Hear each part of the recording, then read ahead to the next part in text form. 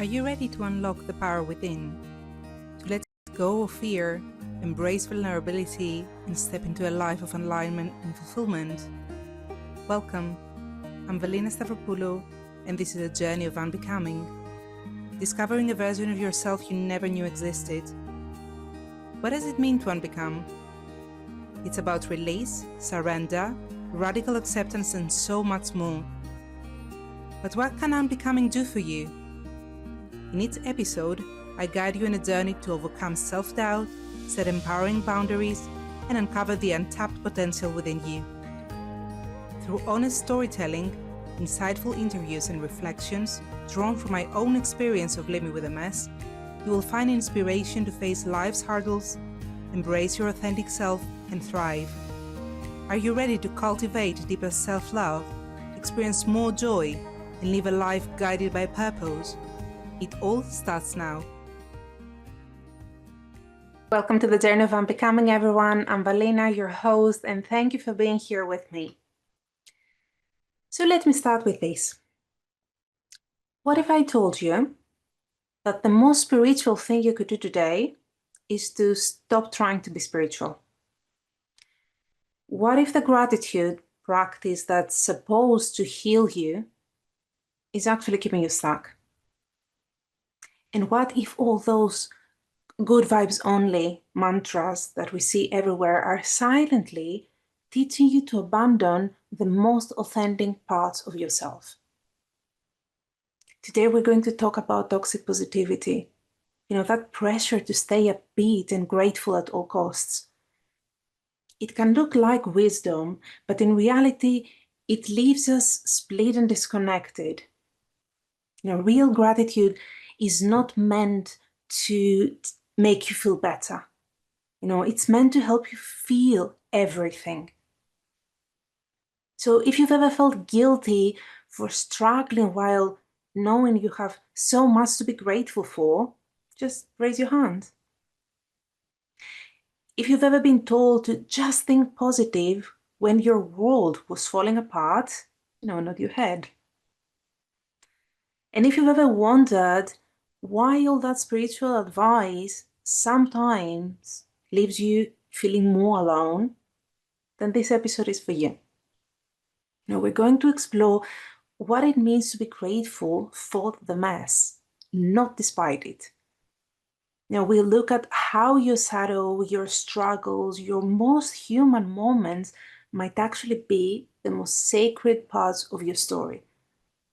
And by the end, I want to share with you a practice that doesn't ask you to choose between being grateful and being real. The truth is that you were never supposed to choose. Your humanity doesn't make you less grateful. It makes your gratitude real. So wherever you are today, take a deep breath in and breathe out. Bring, whatever feelings you have, and let's get beautifully, messily honest together. So the slogans, good vibes only, just be grateful, stay positive, choose joy. You attract what you put out. These phrases are everywhere. You can see them across Instagram and TikTok feeds, printed on coffee mugs, shared in wellness classes. And at first glance, they sound harmless and also inspiring.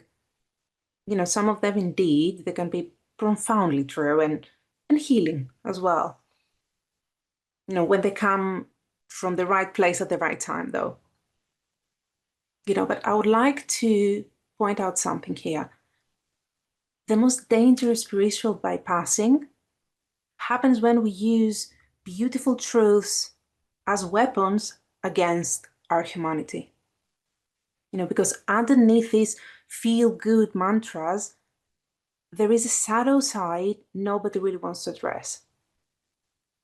And that's what is called spiritual bypassing, because it's using the positivity, the gratitude, or spiritual concepts to skip over the hard part, the hard, messy emotions we don't want to face.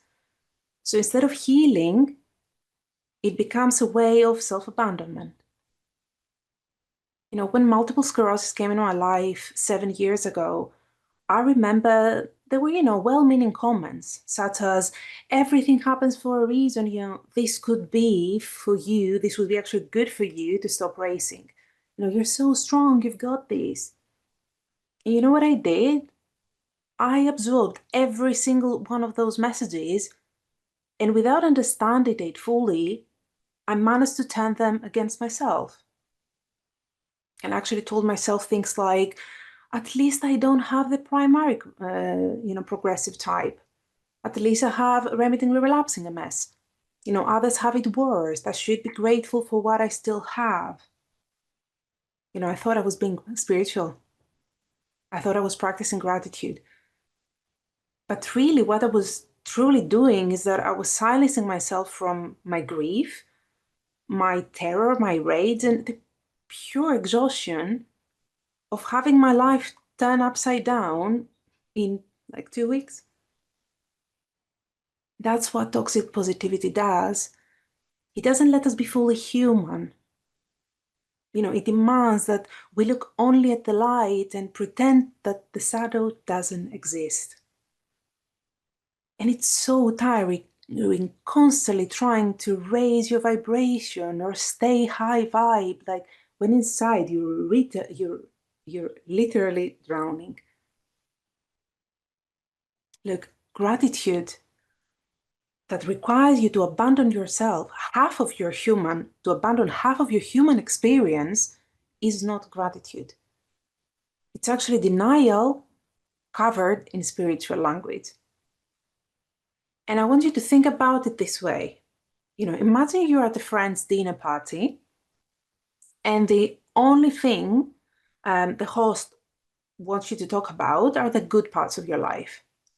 Every time you dare mentioning something as a challenge in your life, they cut you off with a like, oh, but look on the bright side, at least you don't have this or that.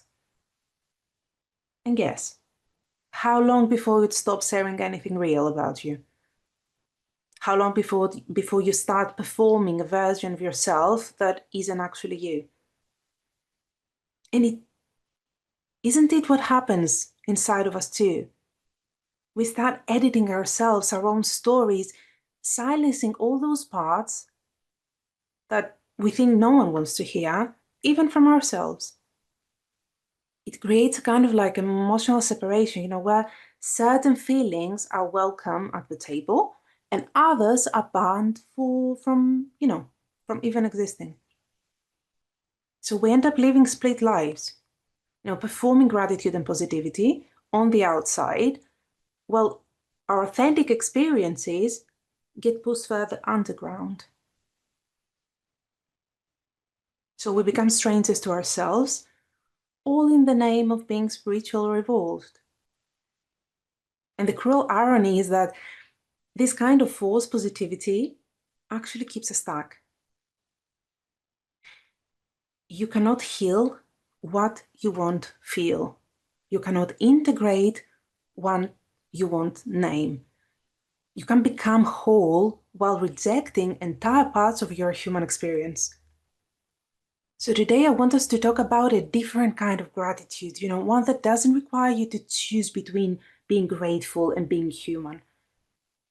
One that can hold your joy, your success, your joy with the sadness, your hope with your fear, your light with your shadow.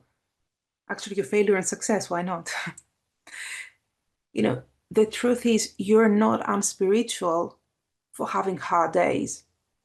You're certainly not ungrateful for acknowledging that life can be both beautiful and brutal.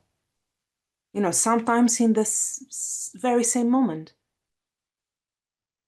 What if instead of bypassing, we practice spiritual companioning?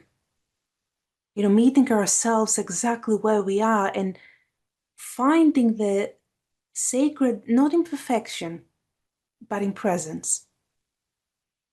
Real gratitude goes beyond thanking life for everything. It honors everything moving within you. So, how do we practice gratitude that includes rather than excludes our full human experience? And that's where we're going next. So, if toxic positivity means pushing parts of ourselves away, then authentic gratitude is the exact opposite. It's welcoming everything in. Real gratitude doesn't escape. It witnesses, it stays there. It doesn't say, I should be thankful, so let me cover this up. Instead, it says, I'm here with all of it, the light and the dark, the blessing and the burden. And this is where shadow work comes in. True gratitude means turning towards the places that you've banished, the messy, the angry, the grieving, the parts of ourselves that we've been told that they're a lot to handle. And instead of exiling them, we sit with them. We let them belong. For those of us living with chronic illness or any challenge really, gratitude becomes even more layered. There are days of tears, of fatigue that feels endless, of dark moods, mood swings, heaviness that no amount of positive thinking can erase. And yet, in the very same breath, there can also be moments of deep clarity, of compassion, or connection we might never have known otherwise. I sometimes call a mess a blessing in my life. Now I know how that sounds after especially everything that I said about toxic positivity.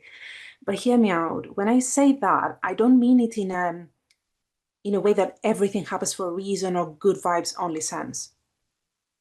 I mean it in a raw, like lived truth that this illness reshaped me, slowed me down, stripped away what didn't matter, and most importantly, like uncovered resilience and strength that I didn't know I had. So the blessing isn't the illness itself, it's what it drew out of me. The real shift for me was realizing that gratitude doesn't mean choosing only the light. It means daring to let the shadow sit at the same table too. And I'll be really honest with you here. That was very hard for me to admit because I've always been inherently positive person, the look on the bright side kind of person. That was my attitude. That was who I was. Confronting the shadow didn't come naturally. Instead, it stretched me beyond my comfort zone. But the very part I resisted was the one that began to change me. When the shadow is faced, it transforms. It stops being the enemy and it starts becoming the teacher. That's the wholeness of gratitude. It's wide enough to hold the mess without needing to make it pretty.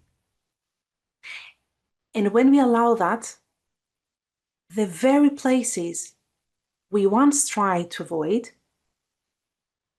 often become the sources of our deepest grace. And you might be wondering, oh, right, okay, I get being grateful, alongside the mess, but grateful for the mess?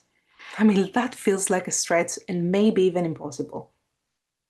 So let's talk about this a little bit more. Why would anyone be grateful for the very things that breaks us open? For the job loss that sent you spiraling, for the betrayal that ends a relationship, or for the diagnosis that changes everything. I'm not asking you to enjoy pain or pretend suffering is good for you. Not at all. I'm not suggesting you either to thank the universe for your trauma or remain positive around any sort of loss. What I'm talking about is something more radical, more expansive. Being grateful for the mess means recognizing it as part of the alchemy of life. It's the soil that new growth springs from. I'm going to give you an example here. One of my clients was made redundant from her job right after the second COVID wave. At first, it felt like her entire world has collapsed. She, understandably so, she was humiliated, she was angry, she was completely lost. She told me, though, that she was already quite fed up with the role.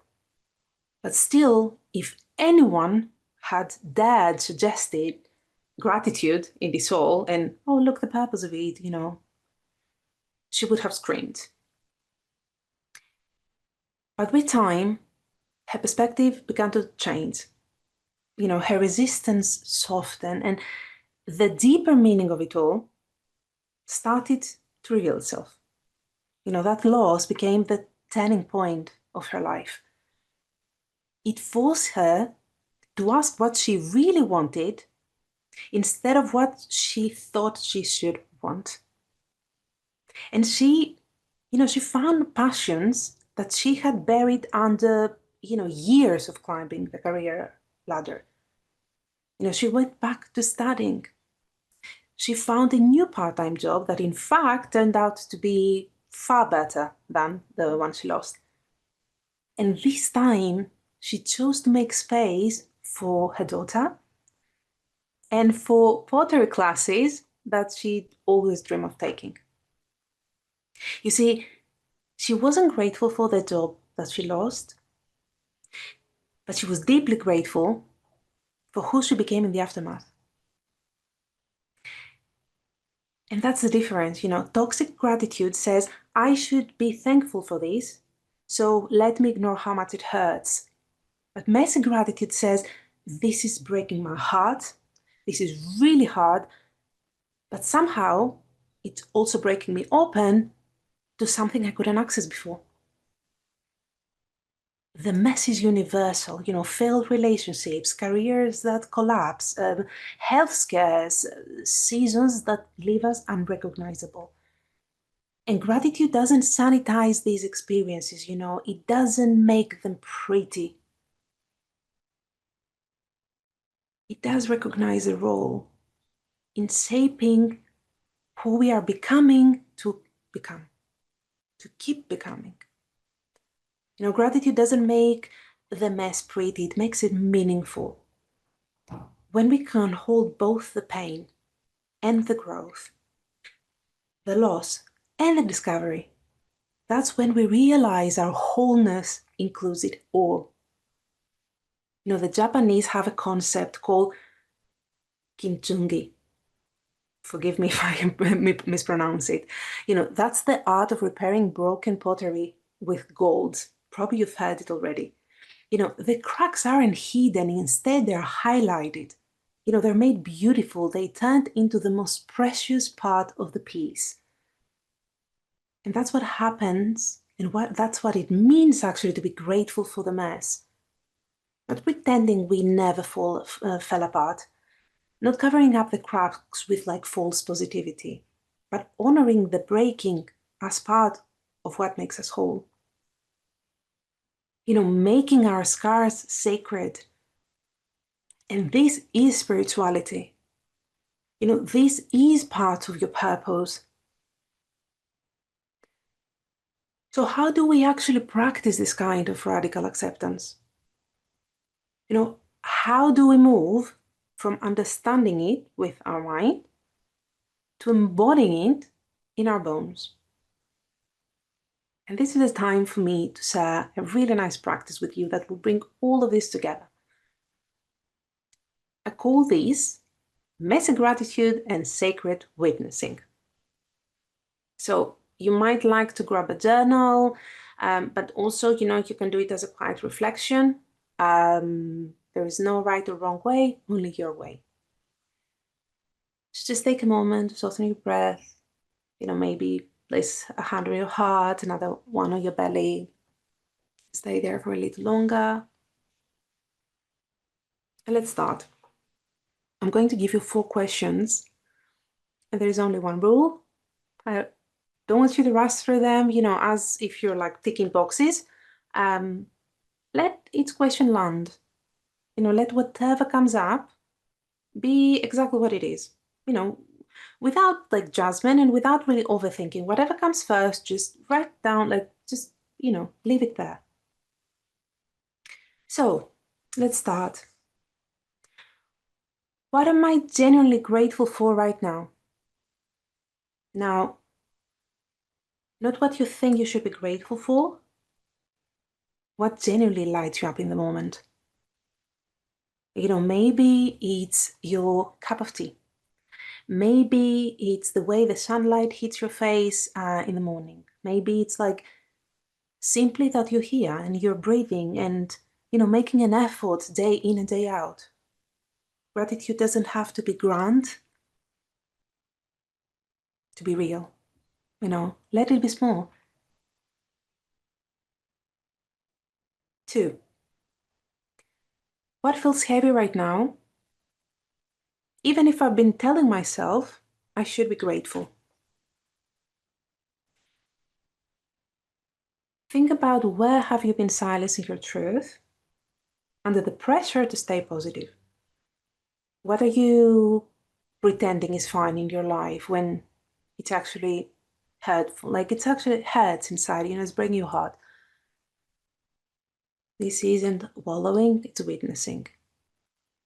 There is such relief in finally letting something that's difficult to be difficult without needing to beautify it or fix it or spiritualize it away. Number 3, how might what I'm grateful for and what I'm struggling with both be sacred? This is where the work takes place. What if you're struggling isn't evidence that you're ungrateful, but evidence that you're alive, that you care deeply, that you are human? What if both your blessings and your struggles are part of the same story? How does that sit? And last but not least, what would it feel like to hold both the beauty and the mess with equal love and kindness? Imagine your gratitude becoming like wide enough for the whole of you. Not only the parts that are very easy to love, but also the parts that are tired, the parts that are scared, anxious, angry too. What would it feel like, to offer yourself that kind of unconditional presence and acceptance? Here's you can take this a little bit deeper, like also whatever way feels authentic to you. For instance, if prayer is meaningful for you, this is where you can turn it into dialogue. So not a prayer like as asking for things to change, but prayer as honest testimony. Like you might say something like, life, spirit, universe, here's where I am. Here is what I'm grateful for, but also here's what's really painful at the moment. Help me stay present, with both. Help me find meaning and purpose in this all. And if prayer isn't part of your world, you might write a letter to yourself or even to life itself. You might speak out loud to your bedroom ceiling, or, as I love doing, look at the sky and the clouds and talk out loud like someone is truly listening to you out there. How would that feel? That's just an example. I invite you to get creative here. You see, the point isn't how you do it. The point is that it's honest, expansive, and raw. And when you practice gratitude this way, with our whole selves, we shift. We stop abandoning ourselves in the name of positivity and start companioning ourselves with presence. That's where real transformation lives, in the radical act of showing up for all of it. And in that embodiment, the mess becomes meaningful, the cracks become gold, and your wholeness finally has room to shine. So I'm going to wrap up this episode today with a nice quote from the poet Rainer Maria Rilke, who once wrote, "The only journey is the one within." It's messy, it spirals, it circles back, it breaks us open in ways we never expect. So, if this episode spoke to you, share it with someone who might benefit from this. Find me on Instagram at Mind Hierarchy or my website, mindhierarchy.com. It's an honor to share this journey with you. I'm Valina. Thank you so much for listening. Until next time, keep gratitude messy, keep your heart open, and as always, keep unbecoming.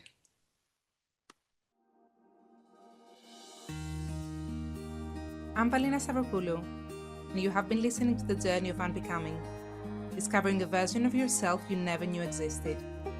Tune in every first and third Thursday at 9 Pacific on Transformation Talk Radio for a space where you are seen, heard, understood, and deeply supported.